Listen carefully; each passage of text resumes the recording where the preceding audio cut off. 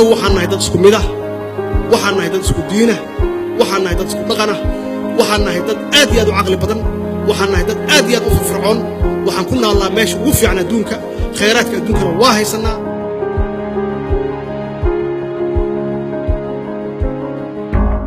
dalkan inuu nabad noqdo oo caalamka uu la tartamo waa naga go'an tahay wax noo diida ma laha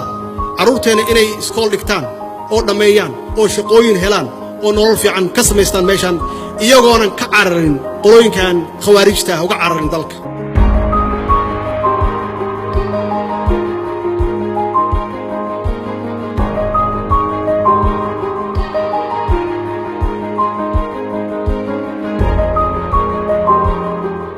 annagu diyaar waxaan idinla nahay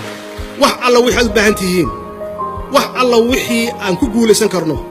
wax alla waddankan aan nabad uga dhigi karno wax alla waddankan aan horumar ku gelin karno inaan samayno